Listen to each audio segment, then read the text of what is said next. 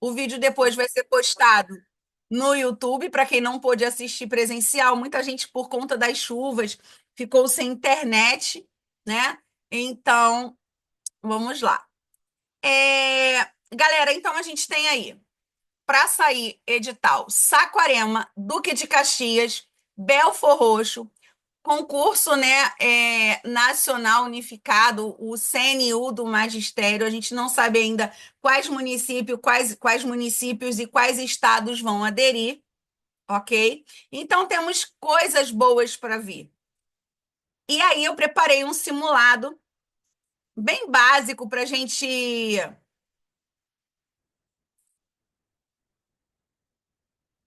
Tem alguém que não está me ouvindo? O som tá ruim?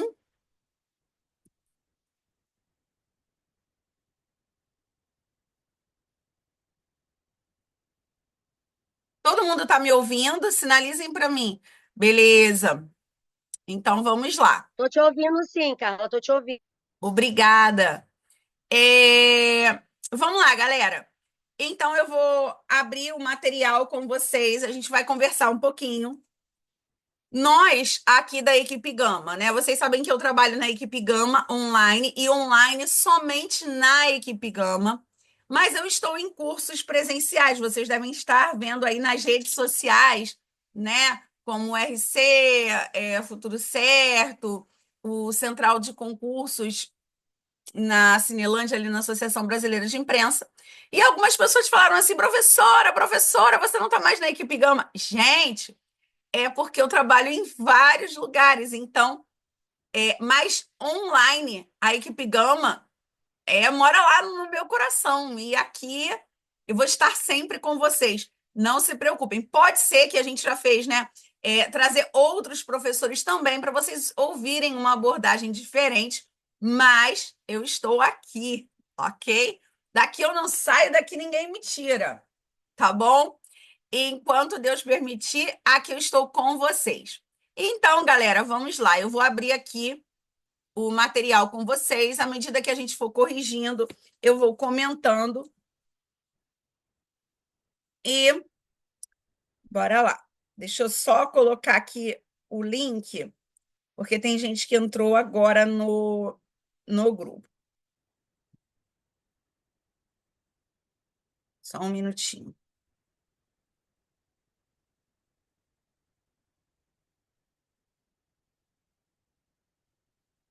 Então, vamos lá. Eu vou divulgar aqui o material para vocês e vou falar um pouquinho da nossa nova turma que vai começar no dia 12. Deixa eu aumentar aqui o folder para passar as informações para vocês. Então, galera, a gente tem uma turma que vai começar no dia 12. Aqui no folder, ela está Caxias, Belfor Roxo e CNU, mas ela também estará, né, embasando o concurso de Saquarema. Então, é uma turma que vai te preparar para vários editais. A gente não pode esperar o edital sair para começar a estudar, porque normalmente, quando o edital sai, a prova vem em 45, 50 dias. Então, quem começa a se preparar antes do edital vai estar a um passo à frente, vai estar mais bem preparado. Ah, professora, estou assistindo a aula, fiquei com dúvida, queria assistir esta aula de novo. Aqui está o link, tá? Magistério Sem Firulas é o nome do canal no YouTube. Então, se você quiser, eu não saio não, Fábio, eu não saio não. Se você quiser assistir de novo esse vídeo, encaminhar para um amigo, tá bom? Estamos aí no canal do YouTube para eu postar lá para vocês e para quem não pôde estar aqui, né? Como eu falei, muita gente, por conta da chuva, não pode estar ao vivo aqui. Então vamos lá, eu vou aumentar aqui a fonte, depois eu boto o gabarito certinho para vocês, tá bom? No grupo aí da aula. E deixa eu voltar aqui e falar um pouquinho da turma de novo. Essa turma, ela começa no dia 12. Para quem não conhece como funciona a equipe Gama, as aulas são ao vivo, exatamente como estamos aqui, aulas ao vivo. A gente bate papo, a gente conversa. Então, as aulas são ao vivo. Professora, e se por um acaso eu perder a aula, como é que eu faço? Se eu não puder assistir, então, você vai ter acesso à plataforma do Google Classroom, onde você pode baixar as aulas, baixar os materiais. Então, respondendo aqui a pergunta da Renata Lino, o concurso de Saquarema, ele já está para sair desde o final do ano passado. Ele está passando por ajustes, né? E está sim para sair Saquarema. Ele só não foi inserido aqui no folder, mas essas aulas também servem para Saquarema. Então, o início da aula é na segunda-feira, dia 14. As aulas são 3 vezes na semana. Temos língua portuguesa com o Paulo e a Janduí.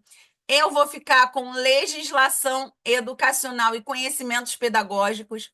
Vamos ter aí história de Belford Roxo e de Duque de Caxias e também discursiva. Então, vamos ter uma aula bônus de discursiva, porque pode ser que Duque de Caxias venha pedindo redação discursiva, algo por aí, ok? O investimento, ele está R$ 289,90 no Pix à vista, ou se você precisa parcelar e quer pagar no cartão, ou à vista, no cartão, 335. Então, essas informações estão aí. O número para fazer matrícula nessa turma está aqui, também no folder. Então, bora lá, sem mais blá blá blá, vamos lá para as questões.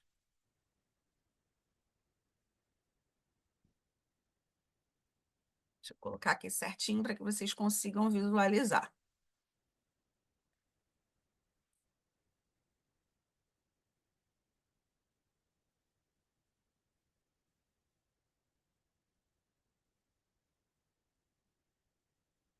Cadê esta galera que não entra? Meu Deus.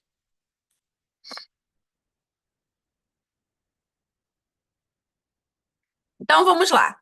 De acordo com a Lei 9394/96, a LDB, Lei de Diretrizes e Bases da Educação, a gente precisa entender que existe a Constituição Federal, que é a lei magna, a lei máxima do país, ok?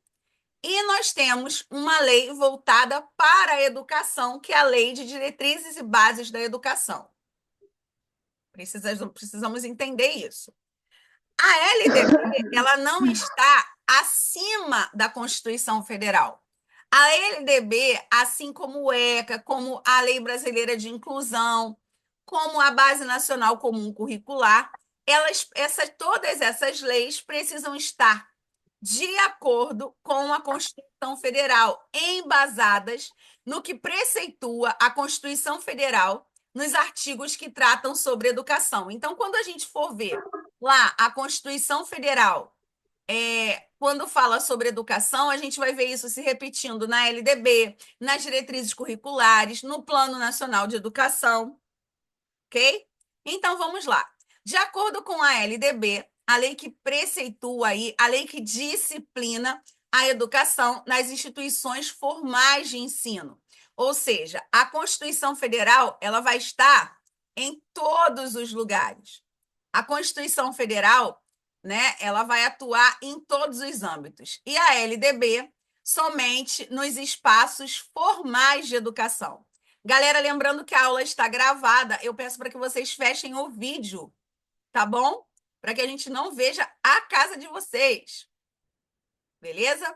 Então, vamos lá.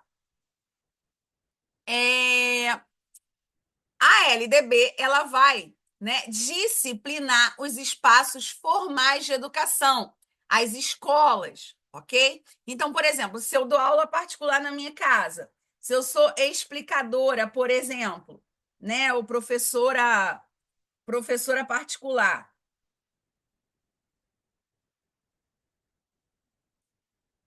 o que acontece? Essa lei, ela não vai disciplinar as aulas da minha casa. Se, por exemplo, uma igreja ou algum setor religioso faz algum tipo de alfabetização de jovens e adultos, algo informal, a LDB ela não vai meter o nariz dela ali, digamos assim. Ela só vai atuar nos espaços formais de educação. Então, a gente precisa entender que a LDB ela só atua nos espaços formais de educação. Diferente do ECA, né? O ECA ele vai atuar dentro dos espaços formais de educação ou não. O ECA é uma lei que vai estar onde estiver crianças e adolescentes e gestantes, ok?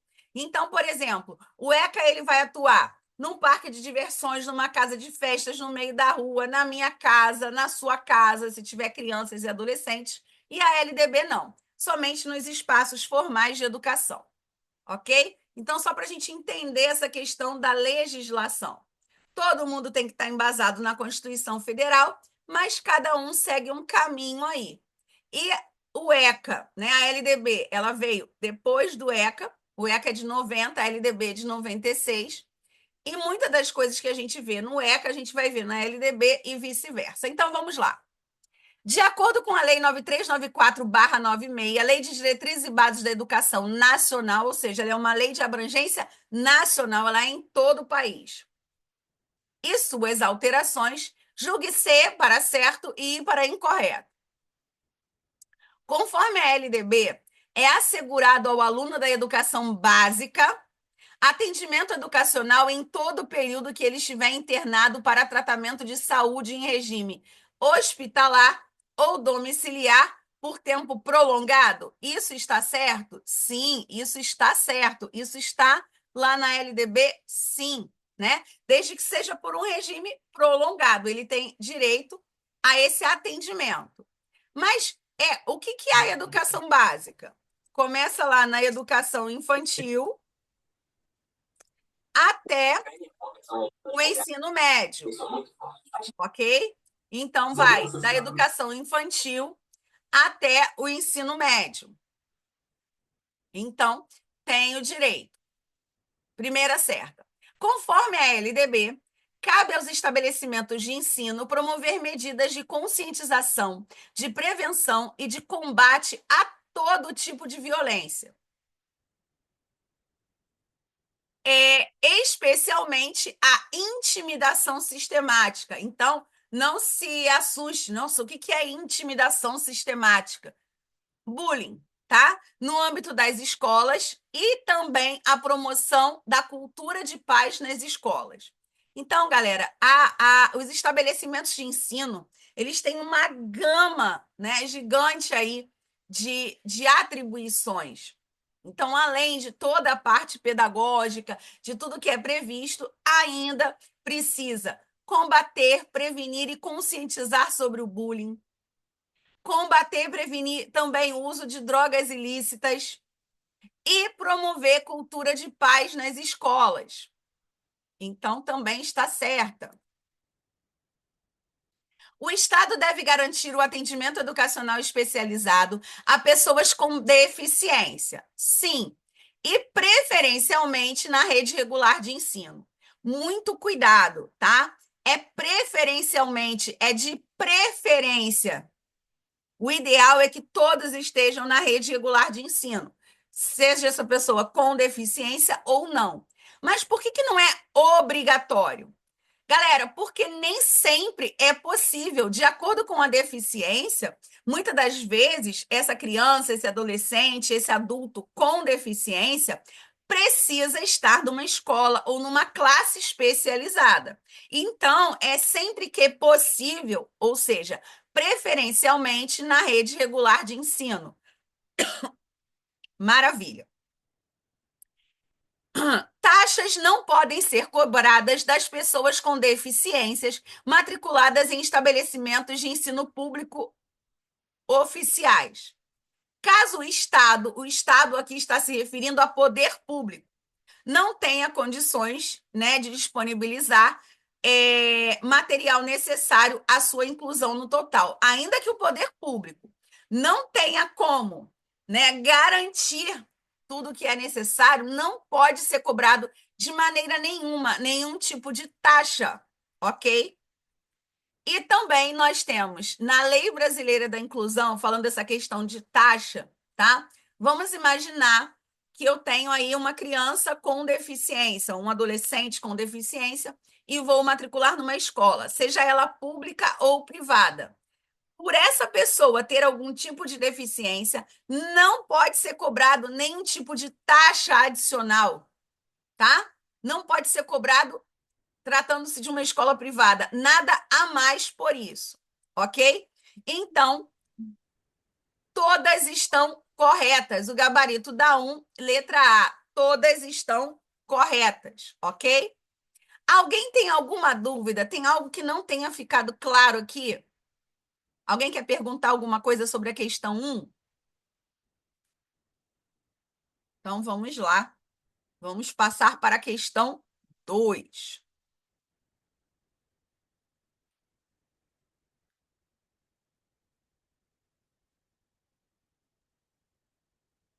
Vamos lá. De acordo com a LDB, Lei de Diretrizes e Bases da Educação Nacional, a Lei 9394/96, ao tratar da educação, não afirma, questão da banca IAN, que é a banca que vai trabalhar aí com Belfo Roxo, a banca que trabalhou com o Magé, ela gosta de perguntar o que não condiz, o que não está de acordo, o que está em desacordo, ok? Então, não afirma, ou seja, na 2 eu quero a mentira. Então vamos lá. Letra A. A educação constitui dever do Estado. Esse Estado aqui, tá? Pode ser substituído pela palavra poder público. Então, não são os estados em si. A educação constitui dever do poder público, ou seja, do Estado e da família, baseando-se nos princípios de liberdade e solidariedade humana. Certinho, né? A número 1, certinho. Foi número 1, a letra A, certinho. A educação constitui dever do Estado e da família, baseando-se nos princípios da liberdade e da solidariedade humana. Lembrando que aqui a gente está procurando, a mentira, o que a lei não afirma. A educação constitui dever do Estado e da família, baseando-se nos princípios da liberdade e solidariedade humana. Certo? Letra B. A educação escolar, ela deve ter um vínculo, né? Ela deve estar atrelada ali ao mundo do trabalho e à prática social, certo também. Então, não é essa que nós estamos procurando. A educação deverá se pautar, né, se embasar aí, dentre outros princípios, no pluralismo de ideias e concepções pedagógicas. A gente não tem um único caminho pedagógico a seguir, uma única concepção. Existem várias concepções. Existem várias ideias e precisam ser respeitadas. Então, a LDB diz, sim, que a educação ela deve se pautar, entre outros princípios, são vários princípios, no pluralismo de ideias e concepções pedagógicas. Beleza. A educação abrange os processos formativos que se desenvolvem exclusivamente nas instituições de ensino e pesquisa. Aqui está o erro, tá?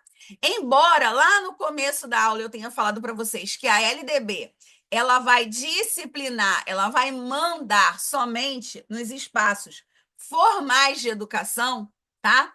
Ela entende que a educação é um processo formativo que abrange, né, e se desenvolve na família, na comunidade, na sociedade, ok? E não somente nas instituições de ensino e pesquisa. A educação é um processo que abrange, né, ele tem uma grande abrangência.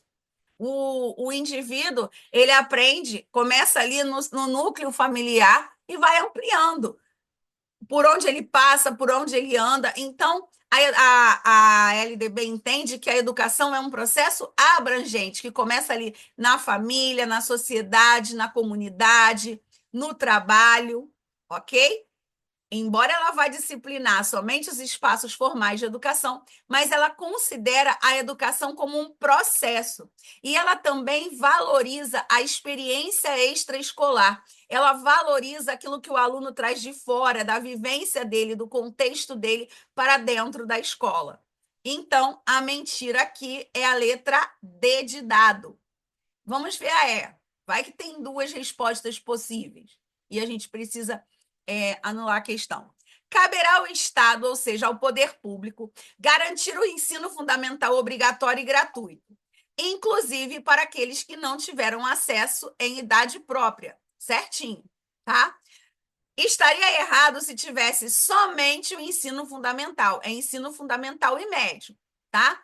Mas aqui não está dizendo somente, está dizendo que o ensino fundamental obrigatório e gratuito o poder público, o Estado, tem que garantir a todos que não tiveram acesso em idade própria.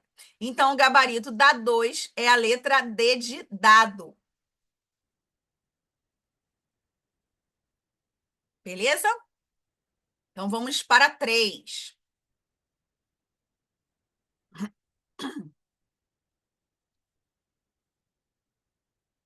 Alguma dúvida, galera? Alguém quer perguntar alguma coisa? Vocês estão muito quietinhos.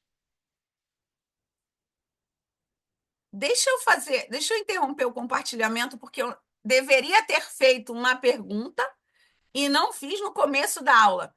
Tem alguém aqui que é a primeira vez que tem aula comigo, que nunca teve aula comigo antes, que nunca teve aula com a equipe Gama? Seja bem-vindo, Darleise. Seja bem-vinda, ok? Qualquer dúvida, abre o microfone, pergunta, ok? Seja muito bem-vinda. Então, vamos voltar aqui para o material. Qualquer dúvida, galera, abre o microfone e fala. Falem comigo.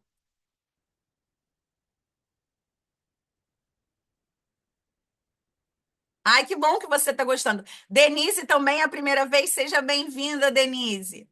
E galera que não conhece, as nossas aulas normais das turmas são exatamente assim, tá? A maioria aqui já é aluno da equipe Gama, pelo que eu pude perceber, e já conhece, e a gente bate papo e a gente conversa. Deixa eu só me ajeitar aqui, que essa cadeira está esquisita. Então, vamos lá para a questão 3. Vamos lá. Lembrando que essa aula vai ficar salva no YouTube, tá bom? Canal Professora Carla Viana Magistério Sem Firulas, tem mais vídeo lá. Não posto com muita frequência porque não tenho tempo, minha gente. Então vamos lá. A educação, segundo a LDB, Lei de Diretrizes e Bases da Educação, LDBN, LDBEM, como também pode ser chamado, em seu artigo 2º, tem por finalidade, exceto, né, a finalidade, né, o objetivo ali.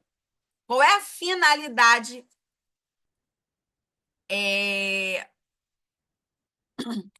desta lei? O que vocês colocaram? Agora eu vou começar a perturbar vocês. Exceto, ou seja, tem por finalidade, exceto, mais uma vez eu estou pedindo a mentira. Qual é a mentira? O que não é uma finalidade da LDB?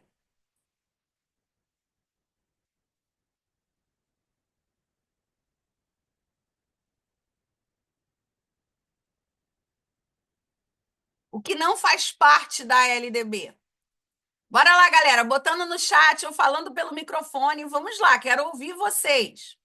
Fábio de B, Darleise de B, Kátia de B.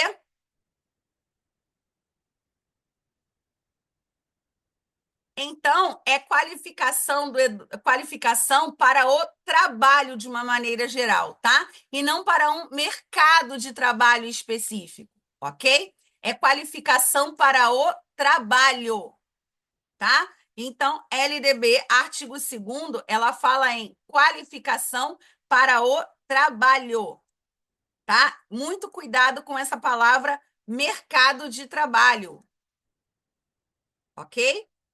Muito cuidado com a palavra mercado de trabalho. É aí que está o erro. É qualificação para o trabalho de uma maneira geral, o mundo do trabalho, e não um mercado de trabalho específico. Então, desconfie quando você vir em uma questão a palavra mercado de trabalho, né? A não ser, por exemplo, que a gente esteja falando da tendência tradicional tecnicista. Ela visa gerar mão de obra para um mercado de trabalho, tá? Mas quando a gente fala da LDB, é qualificação do educando para o trabalho de uma maneira geral, para o mundo do trabalho. Vamos para 4. Conforme a Lei de Diretrizes e Bases da Educação Nacional, a educação é um dever do Estado, ou seja, do poder público, mas também da família, né? Não adianta o poder público oferecer a educação, oferecer o material, os meios, ok?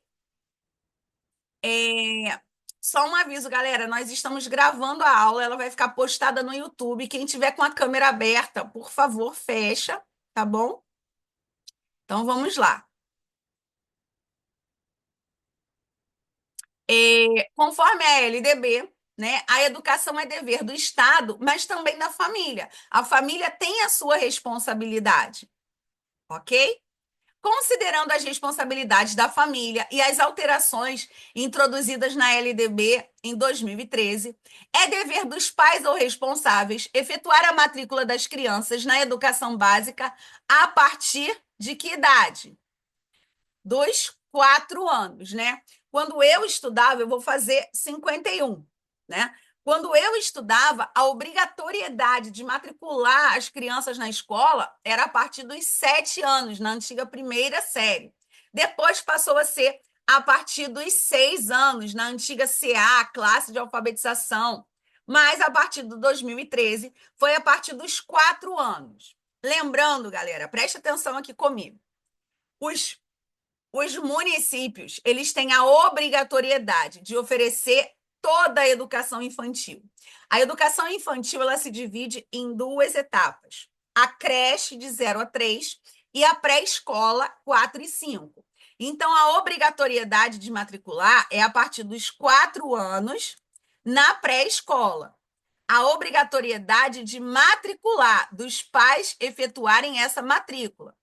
Porém, os municípios, tá? Eles têm a obrigação, a incumbência de oferecer a creche, que é de 0 a 3. Porém, os pais não têm a obrigatoriedade de matricular. Ah, eu não quero colocar o meu filho na escola antes dos 4 anos. Isso seja na rede pública ou privada. Mas a partir dos 4 anos passa a ser uma obrigatoriedade, ok? Então, vamos lá.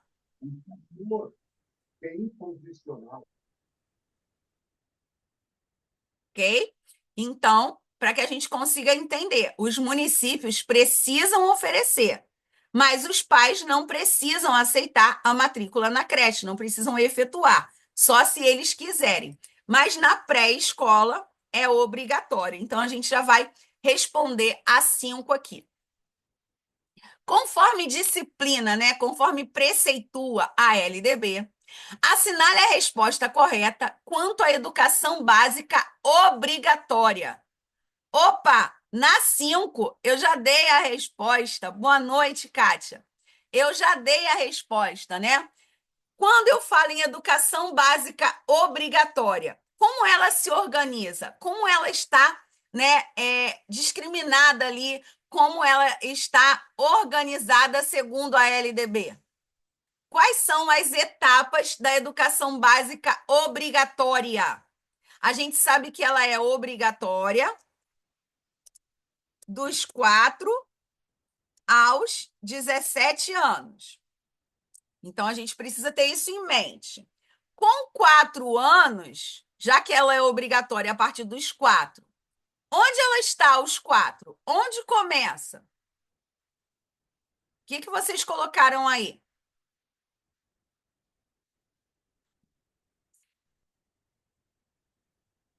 A palavra-chave na questão está aqui, ó. obrigatória. Eu estou falando somente da educação básica obrigatória e não só da educação básica. Existe uma diferença entre educação básica e educação básica obrigatória, tá? Então vamos lá.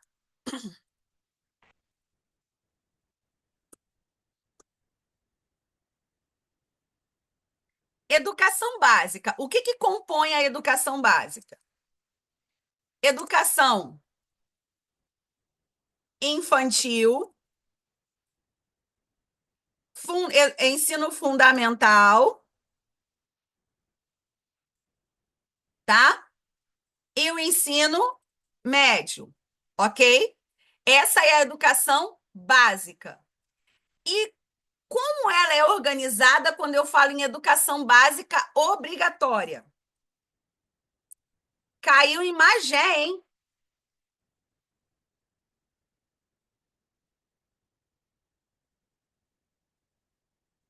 Educação básica obrigatória, como é que ela se organiza?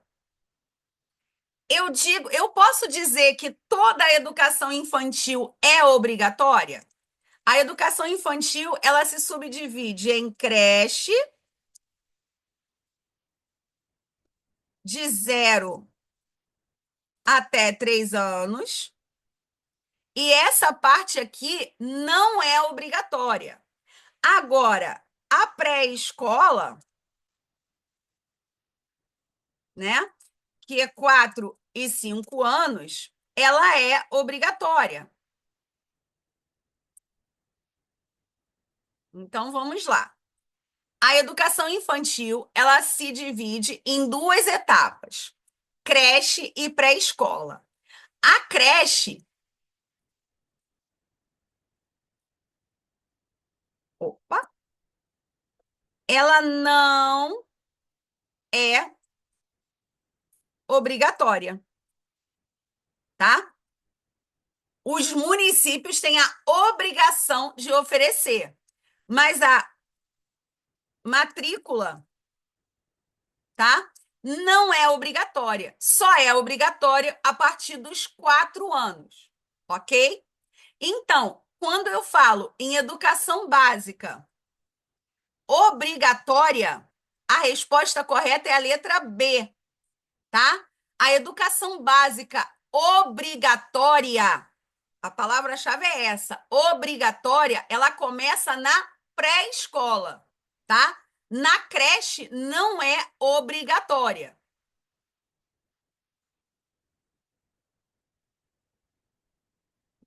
Isso, né, Kátia? A IAN é uma banca complicadinha, tá? Então, a educação básica obrigatória, ela começa na pré-escola, ok?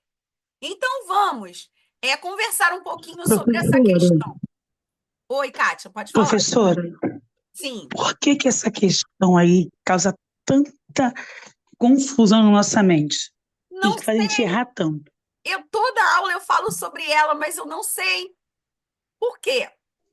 Se eu perguntasse quais são as etapas da educação básica? Educação infantil, ensino fundamental e ensino médio, tá? Se a pergunta não tivesse a palavra obrigatória, quais são as etapas da educação básica? Educação infantil, ensino fundamental e ensino médio. Acabou. Agora, eu estou perguntando sobre a educação básica obrigatória. Eu não posso dizer que toda a educação infantil é obrigatória, porque a creche ou instituições equivalentes, né, para crianças de 0 a 3 anos não é obrigatória, tá? Não é obrigatória. Então, a LDB, ela diz que a educação básica obrigatória, ela se organiza em pré-escola, ensino fundamental e ensino médio, ok? A chave da questão é a palavra obrigatória. A questão que caiu em Magé dizia assim: é obrigatório os pais efetuarem a matrícula era mais ou menos isso, das crianças de 6 anos no ensino fundamental? Isso é mentira? Não, isso é verdade. 4 e 5 anos, ela tem que ser matriculada onde? Na pré-escola. Se ela fizer Eles, 6 anos até 31 de março, ela tem que estar matriculada no ensino fundamental. A questão não dizia somente os pais, somente são obrigados a matricular os alunos a partir de 6 anos no ensino fundamental. A questão não dizia isso. A questão dizia que os pais têm a obrigação de matricular os filhos de 6 anos no ensino fundamental. Isso é verdade. 6 anos, ensino fundamental. 4 e 5 na pré-escola. Ok? Não era uma mentira, tá? Então a gente tem que analisar. Se tivesse a palavra somente, exclusivamente, aí sim, porque não é exclusivo só a partir dos 6 anos. Mas a questão dizia que a criança com 6 anos deveria ser matriculada no ensino fundamental, correto? Desde que completos até 31 de março do ano vigente, segundo as diretrizes curriculares nacionais. Então, vamos voltar para a eles, pergunta 5 e arrumar esta eles, bagunça. eles colocaram menores na questão para confundir tudo. Mas porque Dos são menores. menores, né?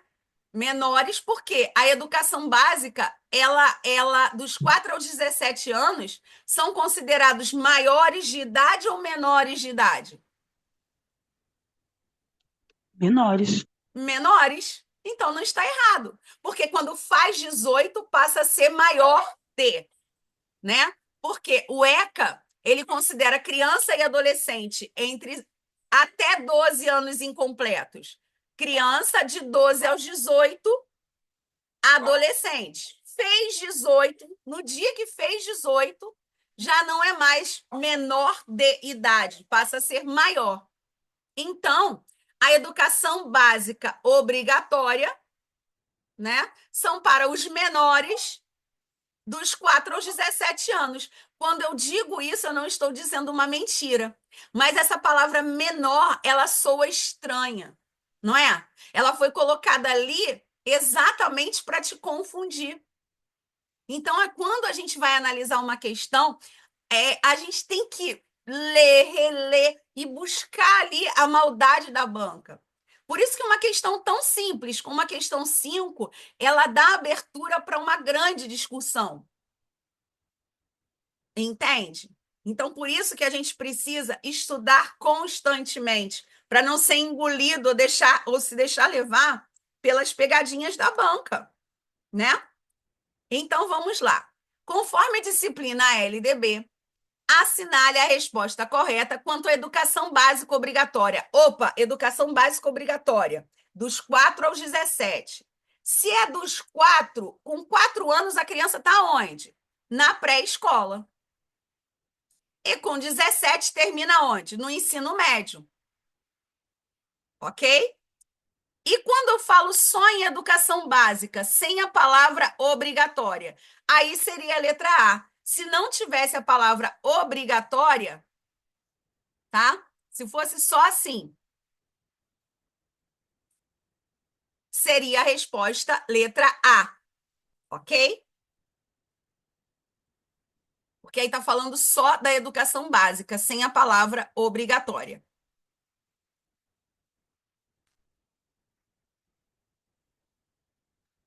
Alguma dúvida, gente? Pergunta, sintam-se à vontade. A galera que é a primeira vez aqui conosco, é assim que as nossas aulas acontecem. Aqui ninguém ri de ninguém, ninguém está aqui para julgar ninguém, a gente aprende junto, ninguém sabe tudo sobre todas as coisas, ok? E esses erros que a gente comete, como a Kátia, né, comenta aqui de como foi Magé, né, e outros alunos comentam, professor, eu errei, eu fiquei em dúvida. Isso é muito bom, porque na hora que a gente vai fazer a prova, a gente vai lembrar, aquela menina naquele dia, ou aquele rapaz naquela aula falou sobre isso, tá? Então, galera, enquanto eu vou pegar uma aguinha, eu sei que tem gente que não conseguiu fazer tudo, que recebeu o material em cima da hora. É, eu vou deixar a questão 6 aqui, só para eu pegar uma aguinha, enquanto vocês fazem e coloquem a resposta no chat para mim.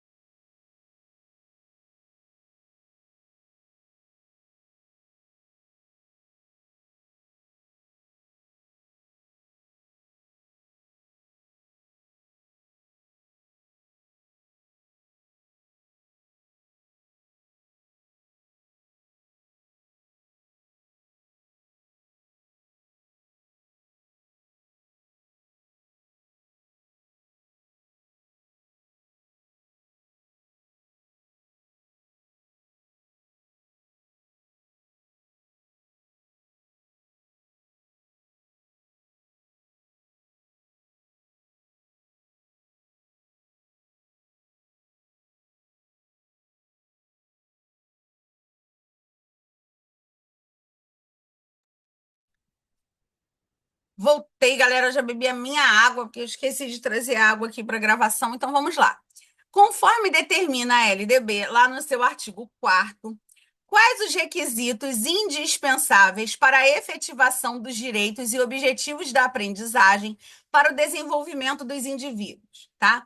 Isso foi uma alteração na LDB, né? O que que eu preciso, que é indispensável para o indivíduo, para que ele tenha efetivado e respeitado os direitos e objetivos de aprendizagem para o seu desenvolvimento? O que que vocês marcaram aí na 6?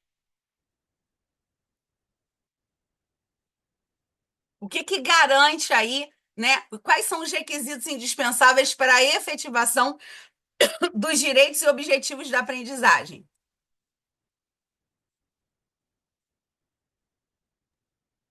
Ai, Fábio, obrigada pelo seu elogio.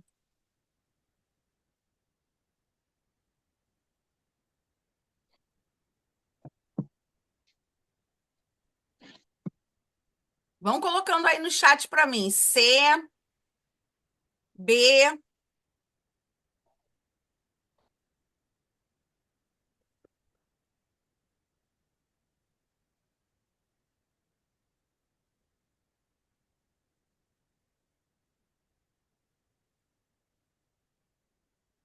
Vamos lá ler o artigo 4º para a gente entender, né? Muitas das vezes a gente precisa ir até a lei para entender.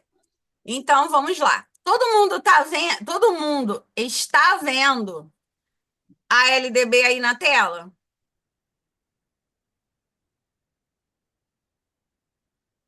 Vamos lá para o artigo 4º.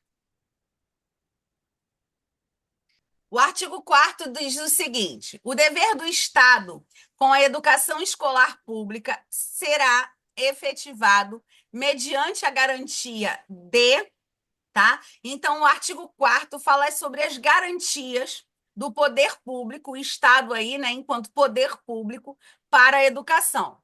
O artigo 3º, ele vai falar sobre os princípios, opa, tá? E o artigo 4º vai falar sobre as garantias. Então, vamos lá.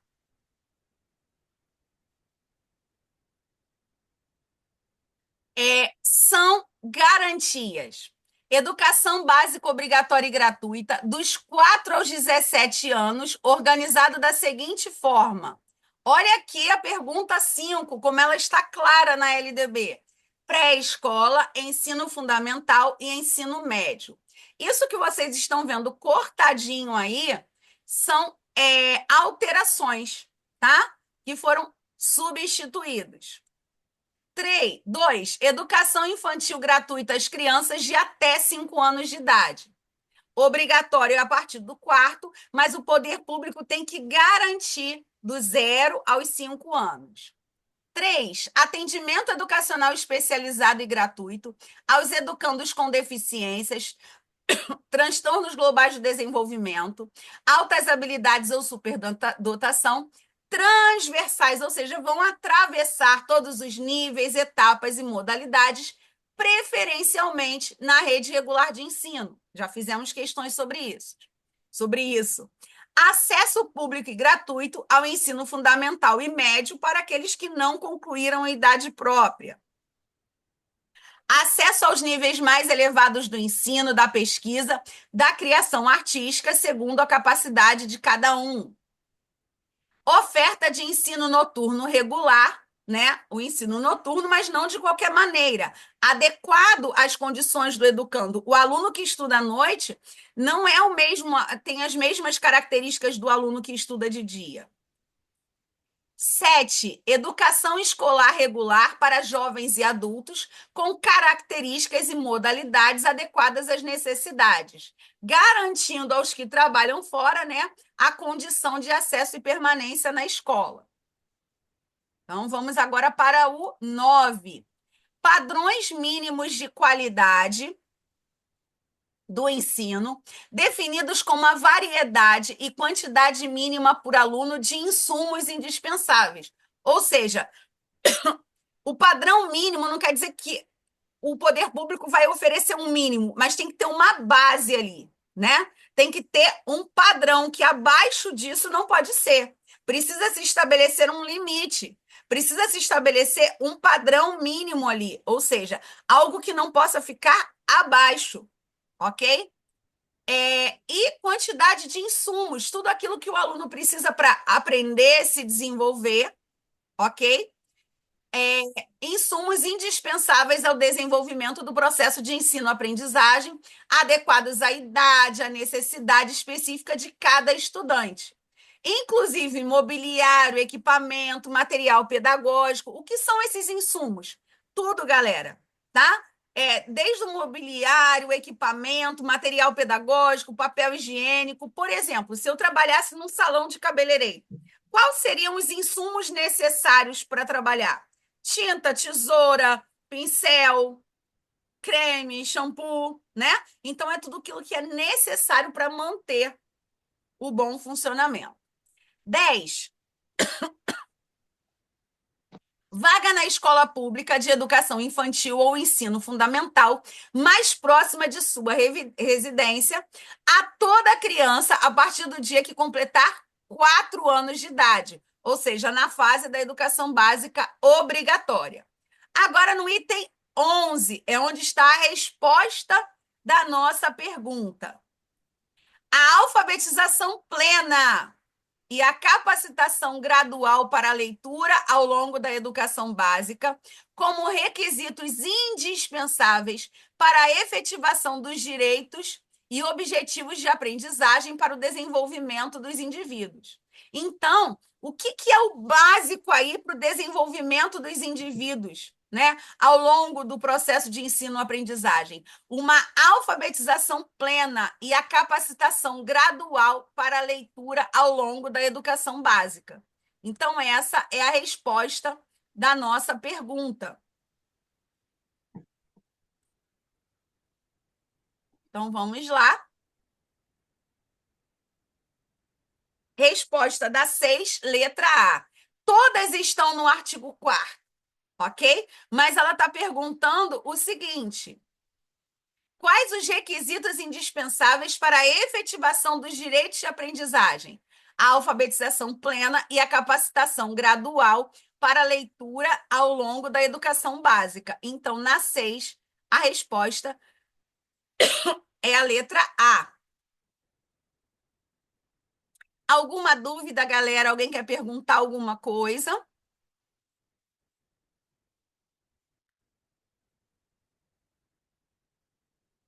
Essa foi difícil, né? Mas agora a gente não erra mais, porque são questões não muito óbvias que não costumam vir com tanta frequência. Mas, se eu não me engano, essa questão caiu ano retrasado, no último concurso de Saquarema, tá?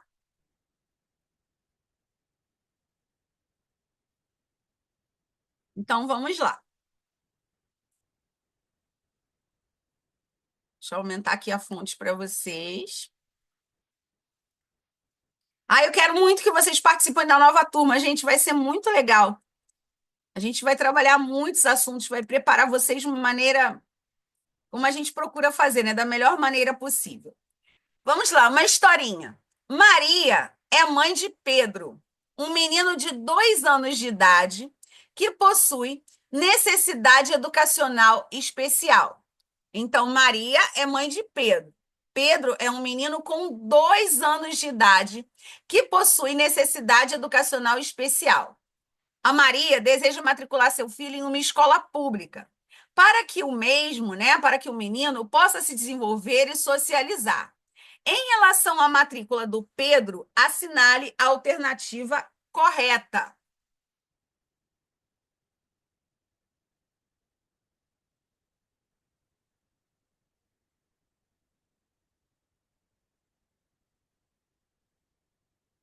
E aí, o que vocês, como é que fica essa história da Maria e do Pedro?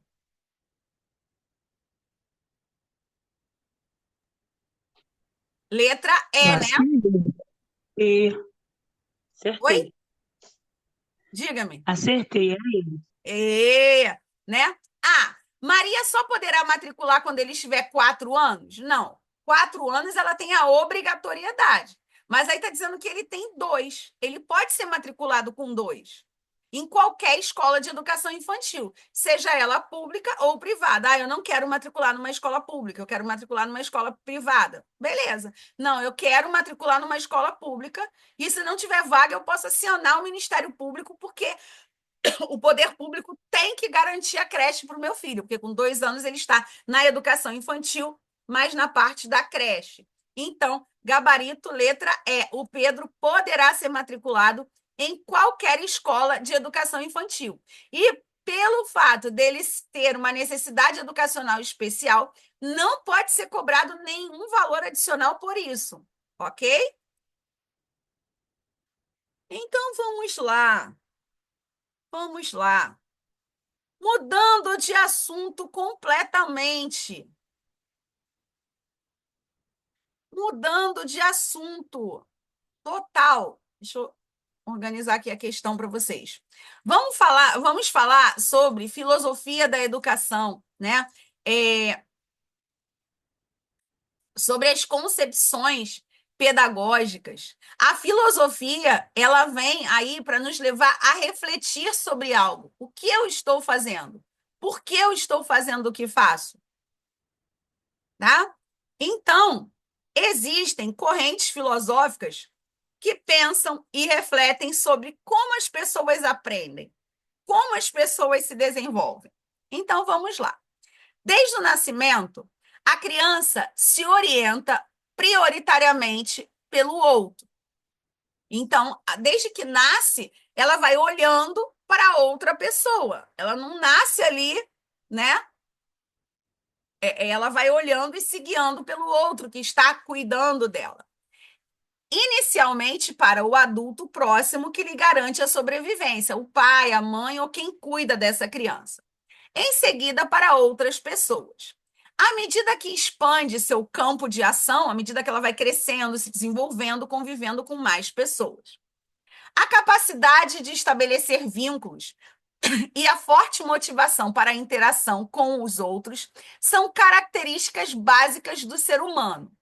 A interação do professor com o aluno sofre influência de diferentes correntes teóricas, assim como o trabalho pedagógico, né? Então, existem, de acordo com aquilo que a escola, que o professor entende, né? Essa relação professor-aluno, ela pode se modificando. Por exemplo, vou dar alguns exemplos aqui.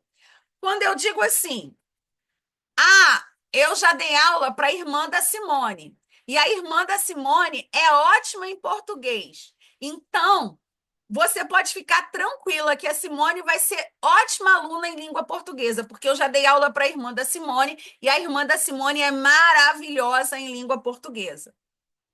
Eu estou partindo do princípio de que todo mundo daquela família é bom em língua portuguesa, porque eu disse, ó, a irmã dela é ótima em língua portuguesa. Então, ela também vai ser, o filho dela vai ser, a tia dela vai ser. Eu estou partindo do princípio de que aquela família veio ali com uma herança genética, uma predisposição para a língua portuguesa. Ok? E quando eu falo isso, eu estou me baseando no inatismo, ou seja, a pessoa já vem com essa predisposição, já vem ali com esse aplicativo instalado, vamos dizer assim. Tudo que ela vai ser, tudo que ela vai desenvolver, os valores, as aptidões, já nascem com ela. E quando eu digo isso, eu estou falando da corrente inatista, que diz que o indivíduo já nasce pronto, com tudo pronto. O meio vai influenciar quase nada, porque tudo que ele é ou vai ser já está com ele. E à medida que esse indivíduo vai crescendo e se desenvolvendo, vai aflorando o que já nasceu com ele. Agora, se, por exemplo, eu digo assim, olha,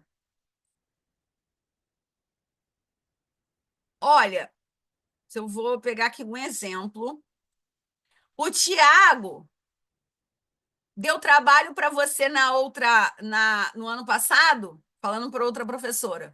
Mas esse ano ele vai estudar comigo.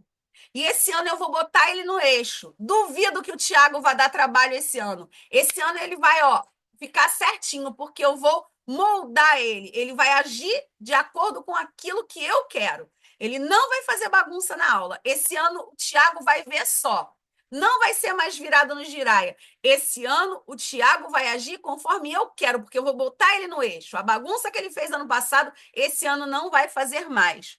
Ou seja, eu estou dentro de uma visão ambientalista, que daí derivou o empirismo, que diz assim: olha, o indivíduo é moldado pelo meio, o indivíduo é moldado pelo ambiente. Ou seja, eu vou colocar o Tiago no ambiente da minha sala de aula e eu vou fazer dele como se ele fosse um barro, uma massinha, através, né, dos meus comandos, através do ambiente em que ele vai ser inserido, eu vou moldá-lo para que ele seja um aluno comportado e não dê mais trabalho. Ok?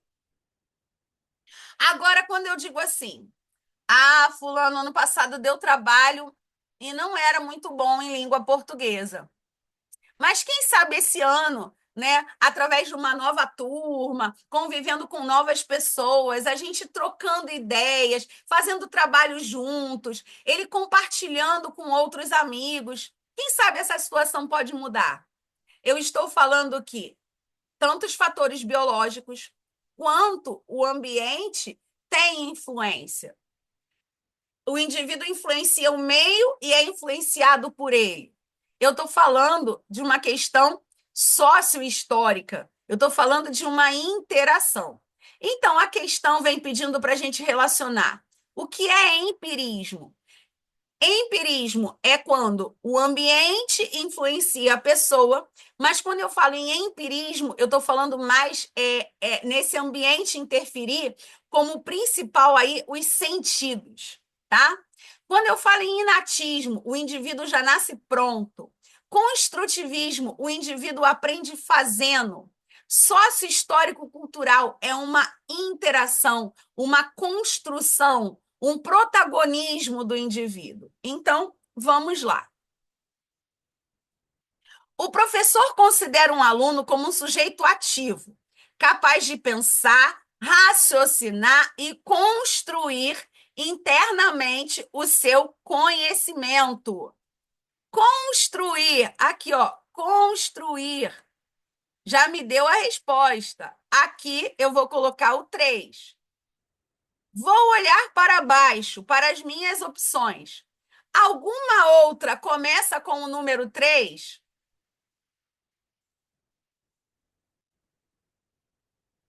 Não. Acabou. Eu não preciso fazer mais nada. Calma, professora, mas eu estou em dúvida. Vai que não é essa. Vamos lá. Mas aqui eu já matei a questão, não preciso fazer mais nada. Porque eu olhei para baixo.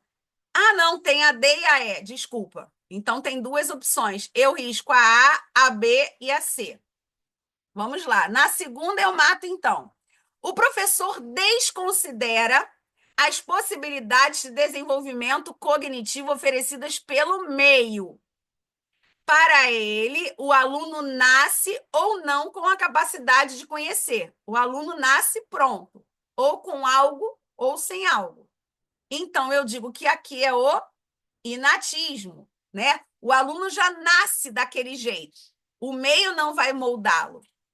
Opa! Agora eu resolvi, ó. 3, 2. Qual é a única opção com 3, 2? A letra E. Mas vamos continuar. O professor considera a mente da criança como uma folha em branco. As experiências que passo pelos sentidos vão sendo impressas, ou seja, eu vou vivenciando no ambiente e através da visão, audição, do tato, paladar, através dos sentidos, eu vou me concebendo, eu vou imprimindo ali as impressões daquele meio.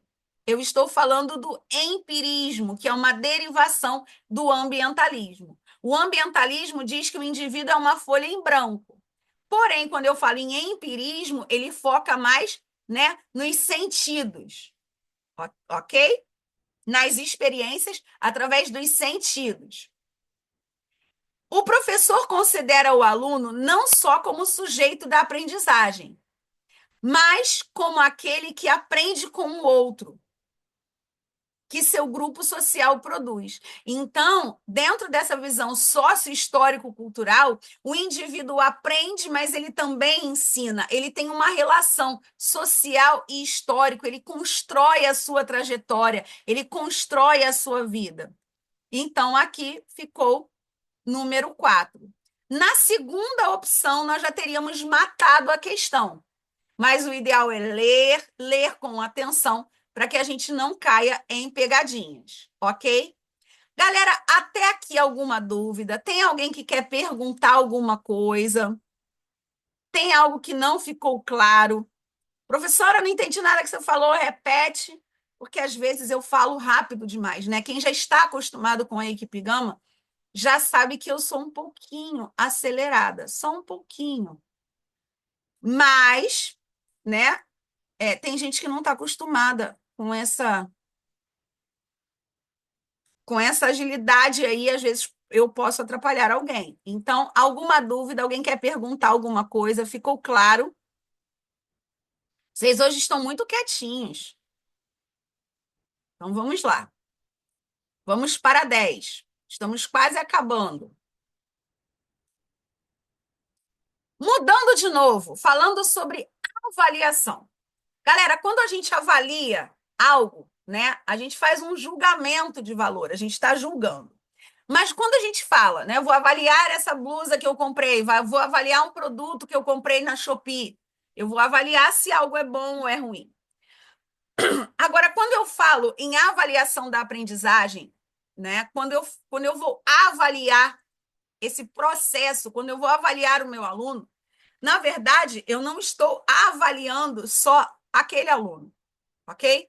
Quando eu falo em avaliação da aprendizagem, a gente não está ali para julgar. Quando eu avalio o aluno, eu quero avaliar se os objetivos foram cumpridos ou não.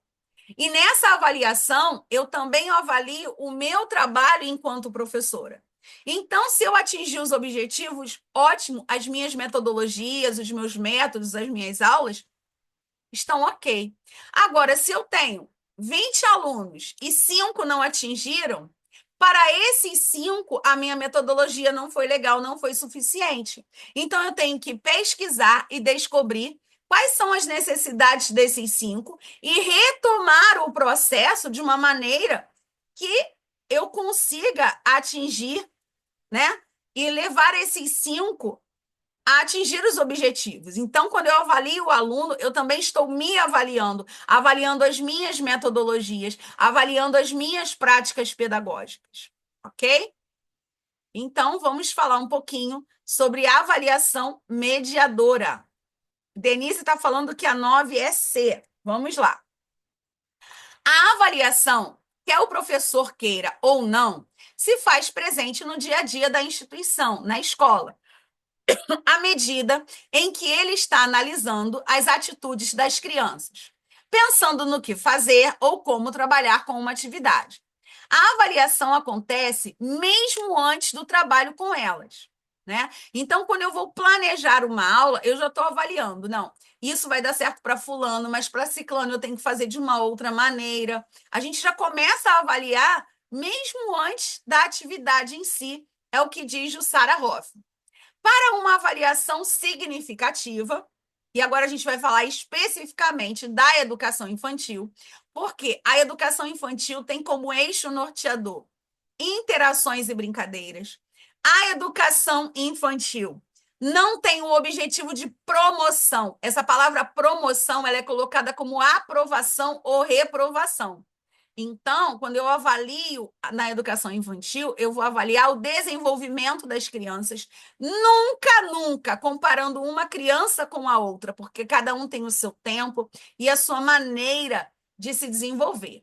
Então, de acordo com a Lei de Diretrizes e Bases da Educação, a educação infantil ela tem um tipo de avaliação específica. O eixo norteador, de acordo com as DCNs, são interações e brincadeiras. E a educação infantil não tem o objetivo de promoção, ou seja, de aprovação ou reprovação, tá? Então, vamos lá. Como é que se avalia na educação infantil? A gente vai preencher fichas que vão classificar os alunos? Não. A gente vai emitir pareceres dos comportamentos apresentados durante o semestre escolar? Será que é isso que a lei diz? Não. Né? A galera está dizendo que é a letra C. Elaborar relatórios que contemplem o processo vivido pelas crianças, com anotações e registros diários. Então, o documento avaliativo da educação infantil são relatórios, né? Normalmente aí de acordo com cada escola, relatórios bimestrais que vão contemplar, que vão mostrar o desenvolvimento dessa criança, sem o objetivo de promoção. Então, eu tenho um relatório e eu posso anexar aí atividades das crianças, fotos, né? Esse relatório é feito através da observação e registro. Esse registro é escrito. Eu posso incluir fotos, filmagens, portfólios, trabalhinhos das crianças, ok? Então, a galera tá certo aqui na 9, letra C. Lembrando que são relatórios que comprovem aí, que mostrem o desenvolvimento da criança, baseado em interações e brincadeiras, sem o objetivo de promoção. Ou seja, essa palavra promoção pode nos induzir ao erro, tá? Promoção aí quer dizer aprovação. A educação infantil não tem esse objetivo. Vamos para 10. Está acabando, está acabando. E mais uma questão daquelas esquisitas que vocês não gostam. De acordo com a Lei 9394, base 96, a educação escolar é composta de... Opa, eu não estou falando de educação básica. Eu estou falando de educação escolar. A educação escolar, ela é composta de 2 níveis. Quais são esses 2 níveis? Educação básica, tá? E educação superior. Então, o que eu posso entender? Que a educação superior não faz parte da educação básica, ok? A educação escolar é composta de 2 níveis: educação básica e educação superior. Então, eu posso dizer que a educação básica escolar é composta de educação básica, formada por ensino fundamental, ensino médio e ensino superior? Não, porque a primeira etapa da educação básica é a educação infantil. Então, vamos lá. Educação básica, formada por educação infantil, ensino médio e educação superior? Opa, cadê o fundamental? Então, também não é. Letra C. Educação básica, formada por educação infantil, ensino fundamental e educação superior? Não! Vamos analisar um por um. Educação básica, formada pela educação infantil, ensino fundamental e ensino médio? Sim. E educação superior, tá? Resposta correta, letra D. Por que a educação infantil entrou inteira aqui? Porque eu não estou falando da educação básica somente da parte obrigatória. Eu estou falando de toda a educação básica. Então, a educação escolar é composta de 2 níveis. A educação básica, toda ela, eu não estou falando só da parte obrigatória. Então, educação infantil, ensino fundamental e médio, e a educação superior. São 2 níveis distintos. A educação básica não faz parte da educação superior. A educação superior não faz parte da educação básica. Então, na 10, o gabarito, letra D de dado. Vou deixar a 11 aqui, vou fechar mais uma vez. E a 11, vocês não podem errar. Não podem, não podem, mas não podem mesmo, porque senão eu vou ficar muito, muito brava.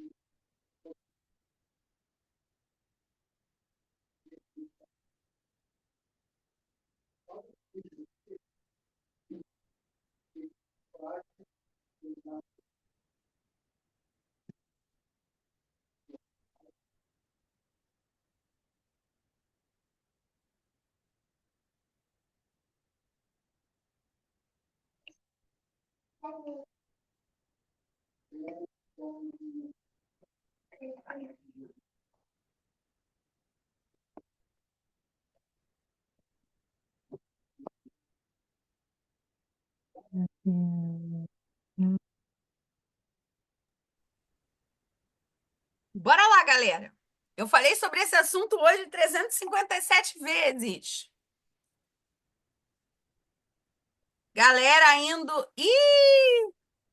Tem gente indo de E, tem gente indo de C. Vamos lá. Não erra essa, não, gente.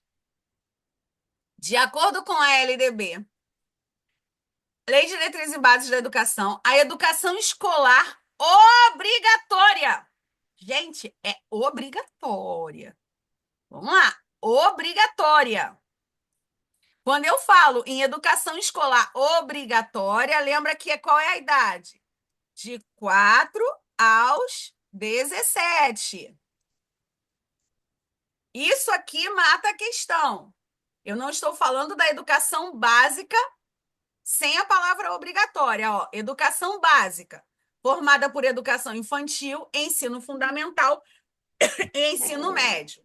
Agora, quando eu falo em educação básica obrigatória, a criança com 4 anos está aonde?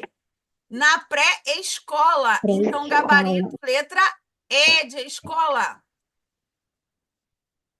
Ok? Ok, galera? Quem estava com dúvida? Tirou a dúvida? Cuidado com a palavra obrigatória. Cuidado aí, tá? 9, deixa eu voltar lá na 9 para a gente ver. Alguém perdeu a 9. 9, letra C. A gente está falando sobre educação, né? Educação infantil. Galera, quem chegou atrasado, quem não pôde ficar até o final, a aula de hoje vai ser postada no canal do YouTube Magistério Sem Firulas, tá bom? Professora Carla Viana, Magistério Sem Firulas. Vai estar lá no YouTube essa aula gravada para vocês. Vamos para a 12. Dúvidas, angústias, aflições aqui?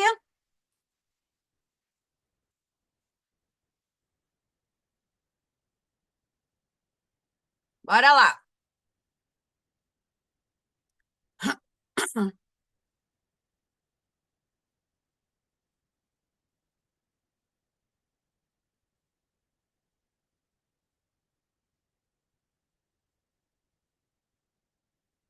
Questão 12. A LDB determina que a avaliação na educação infantil se fará mediante... O que a LDB fala sobre a educação infantil no que diz respeito à avaliação? O que vocês marcaram aí? E se não marcaram, eu já expliquei sobre isso. Tá? Então, qual é a resposta da 12? Galera indo de E. Kátia está arrasando. Acompanhamento e registro do desenvolvimento do aluno sem o objetivo de promoção,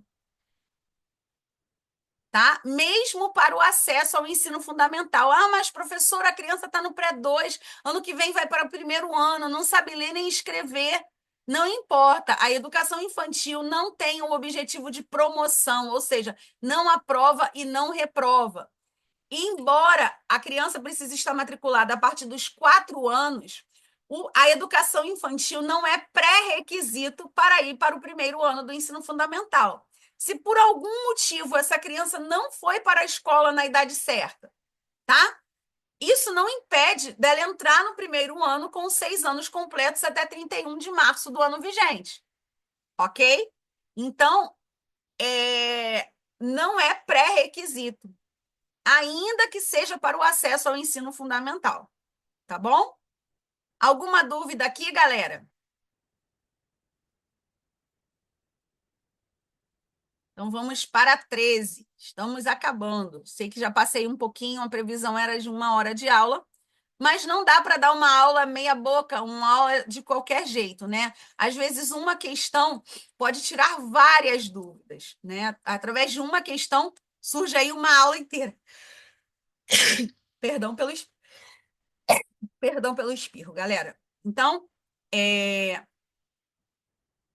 às vezes, dentro de uma questão, a gente pode transformar ela em tantos assuntos que vão nos ajudar aí na hora da prova. Só diminuir a fonte aqui para que a gente consiga ver a questão na íntegra.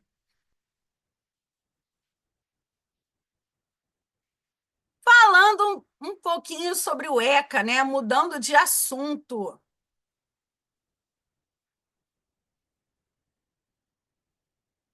Então, vamos lá. Assinale a alternativa correta segundo as disposições do ECA, Estatuto da Criança e do Adolescente.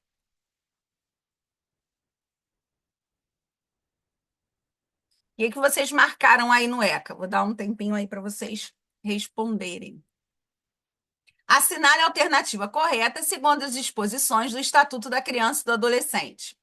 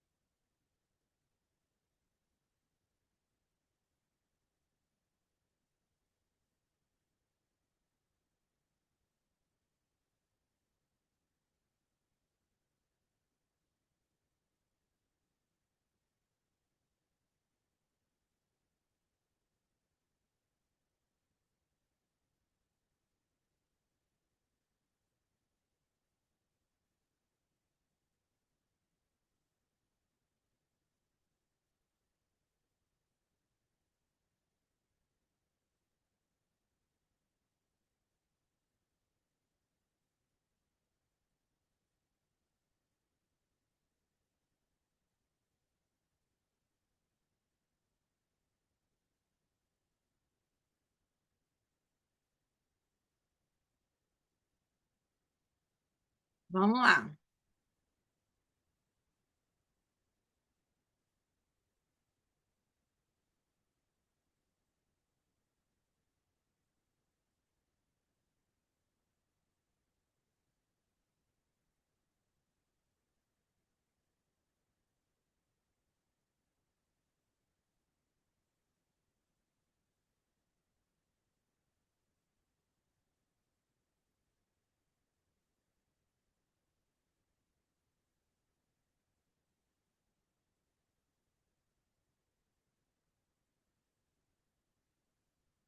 Essa é uma questão difícil.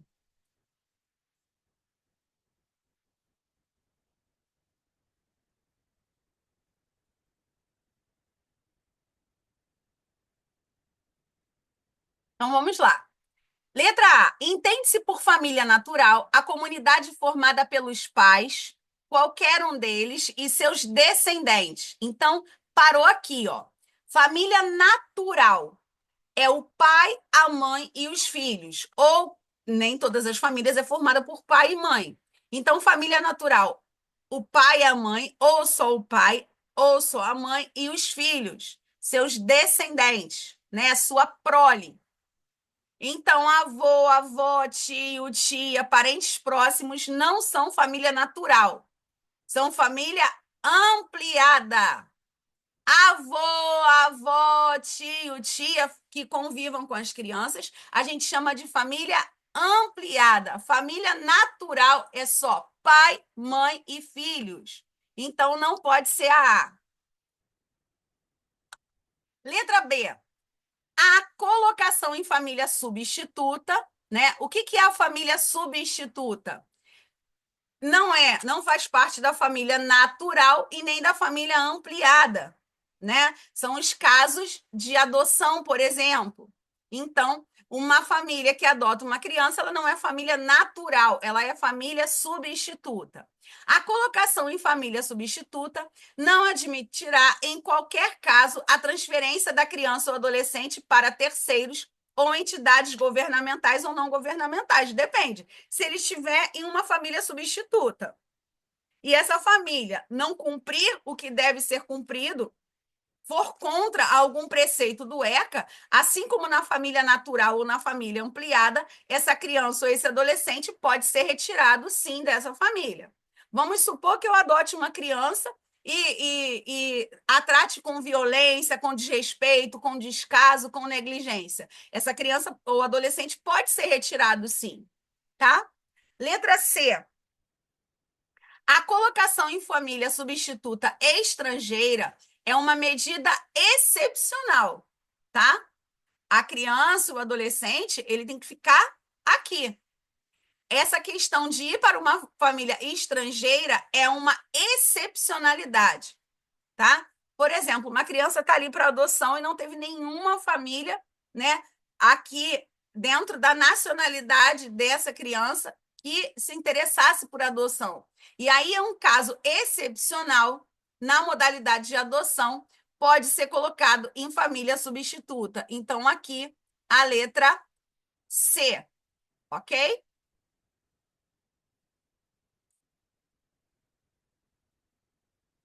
Vamos para a penúltima, mudando de assunto mais uma vez. Galera, esse tipo de questão da 13, ele não é muito comum de cair nos concursos de magistério, mas essa questão de família, quem é família natural, família ampliada e família substituta, a gente precisa entender, tá? Isso sim cai. Família natural, pai, mãe e os filhos, ou só o pai, ou só a mãe e o filho ou os filhos. Família ampliada, avô, avó, tios, tios que tenham aí a convivência com essa criança. E família substituta são nos casos de guarda, tutela ou adoção, ok? Então, vamos para 14. O desenvolvimento do raciocínio do homem, segundo Piaget, a criança age sobre o objeto, então eu estou falando sobre ação do ambiente para conhecê-los por meio de alguma base de conhecimento que ela já tem.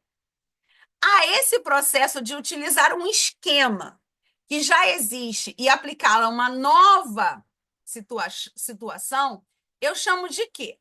Então, o Piaget ele entende que, né, esse desenvolvimento e raciocínio ele vem através de um esquema. Que esquema é esse? Assimilação, acomodação. E a junção da assimilação e da acomodação eu chamo de equilíbrio ou equilibração. Vou colocar aqui para vocês.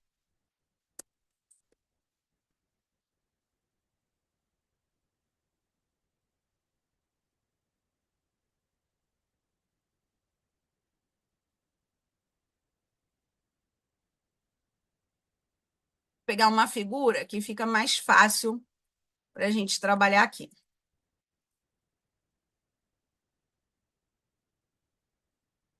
Então, vamos lá.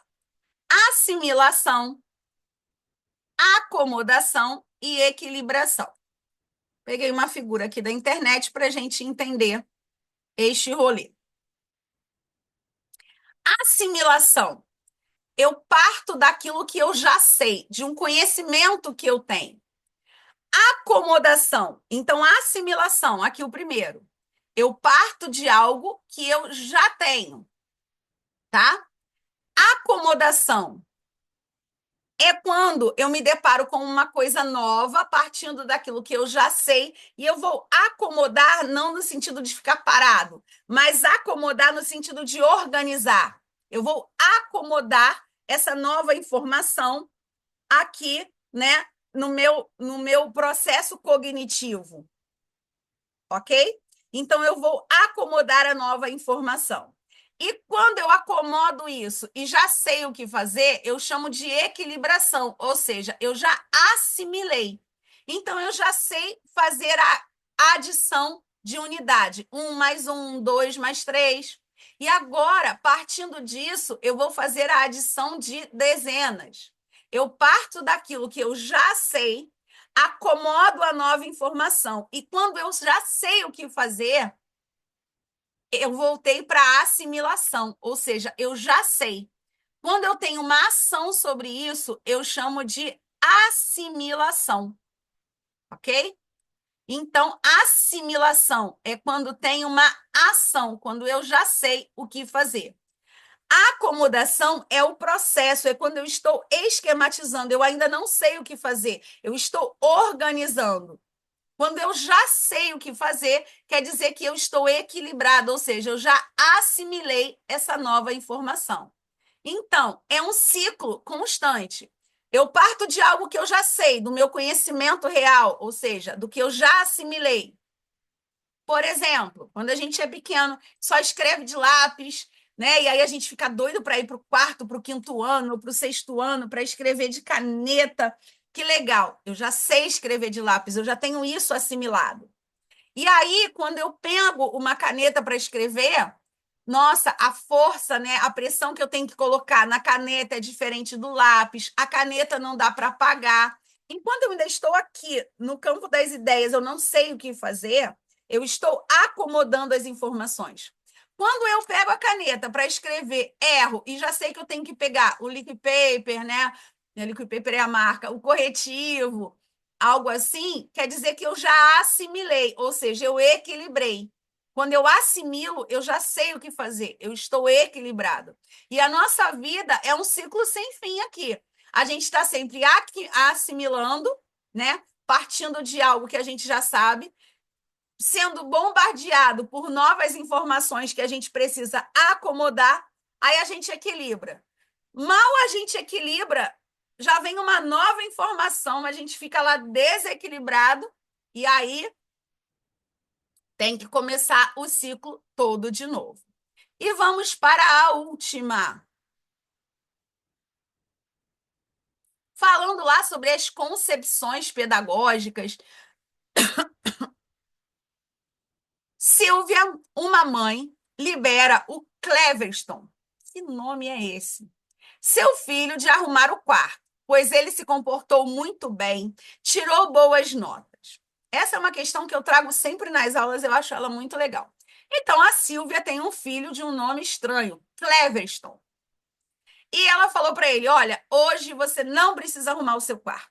A professora falou que você se comportou muito bem, tirou notas boas. Cuidado, a prova não quer a tua opinião. A prova está perguntando. Para a teoria comportamental, isto é um exemplo de o que é a teoria comportamental, que daí, né, vem também derivando o behaviorismo. O que é isso? A teoria comportamental e o behaviorismo, ele faz parte do princípio de estímulo-resposta. Toda vez que eu obedeço um determinado comando, eu recebo um tipo de reforço. Então, essa teoria entende que eu posso modelar, moldar o outro através de estímulo-resposta. Ou seja, se eu faço uma coisa boa, eu ganho um estímulo positivo. Se eu faço uma coisa ruim, eu ganho um estímulo negativo.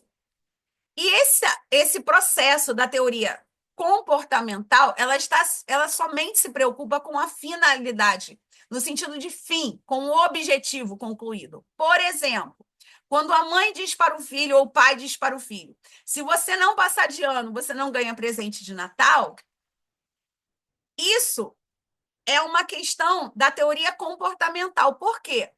Esse responsável, ele não está se preocupando em conscientizar o filho de que o estudo é bom, que para ele crescer, se desenvolver, né, se tornar um cidadão crítico, reflexivo, ele precisa estudar, se desenvolver.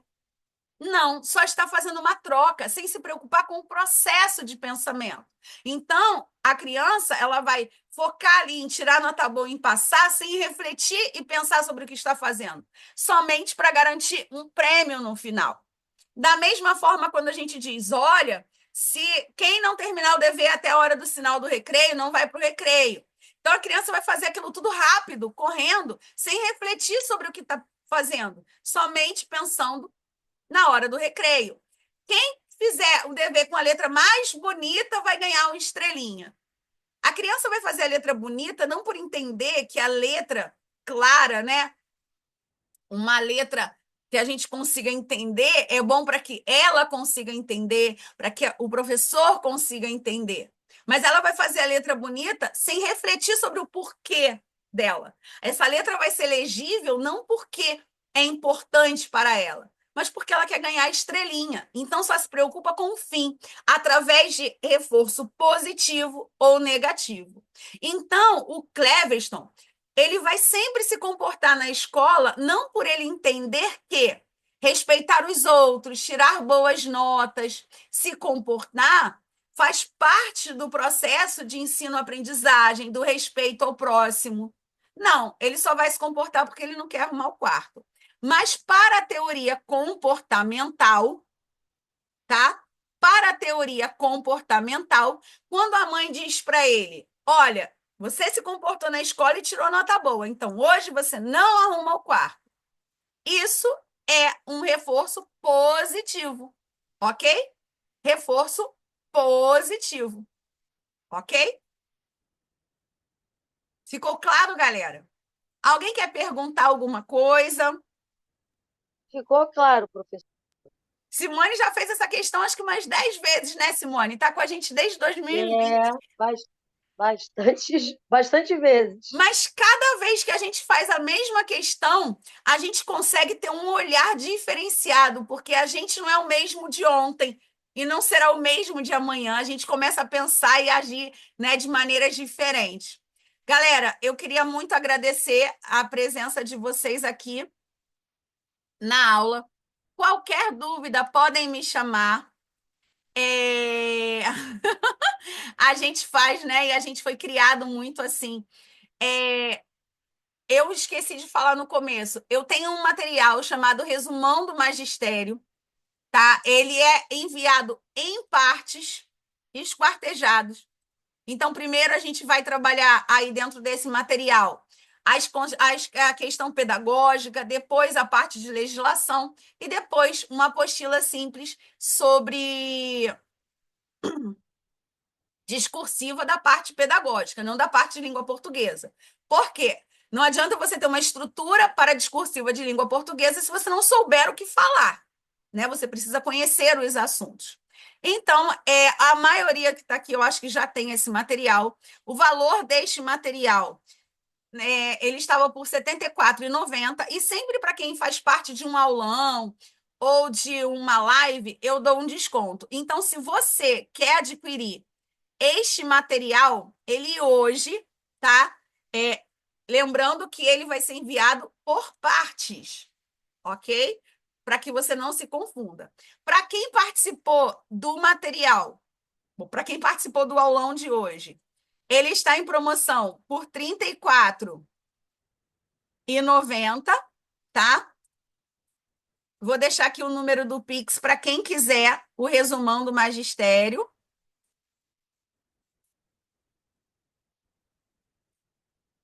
Se você vai assistir no YouTube e quer o material, é só falar, professor, eu quero o material, eu assisti o aulão e manda o comprovante para mim que eu vou te enviando um material e você tem todo um suporte aí com este material.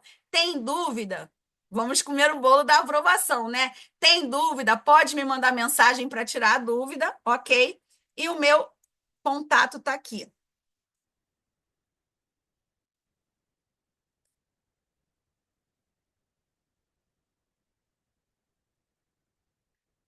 Então, galera, um bom domingo aí para vocês. Lembrando, se você não fez a sua matrícula ainda na turma que vai servir para Caxias, Belfor Roxo, CNU, Saquarema, tá? Está disponível. Quer adquirir o resumão do magistério? É um material com mais de 300 páginas. Ele não vem com mapa mental pronto, é um material teórico que vai te ensinar a fazer mapa mental, porque quando você constrói o mapa mental você mesmo, a aprendizagem é diferenciada. Ao adquirir o material, você pode tirar dúvidas diretamente comigo, tá bom? Esse material, ele é vendido a R$ 74,90 e para quem participou aqui do aulão ou vai assistir pelo YouTube, valor R$ 34,90. O Pix está aqui, o banco é a Caixa.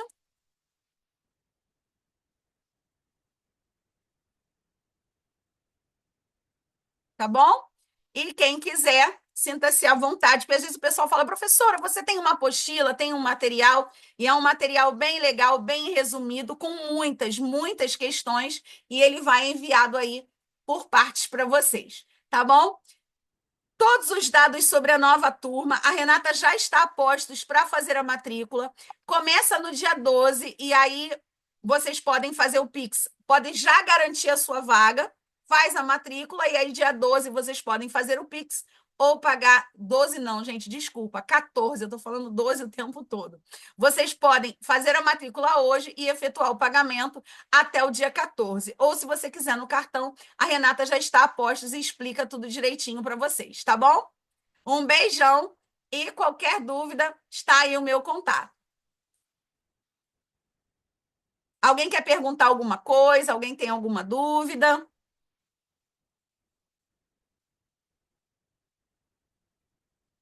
Vou botar aqui o Pix de novo, Patrícia. Opa!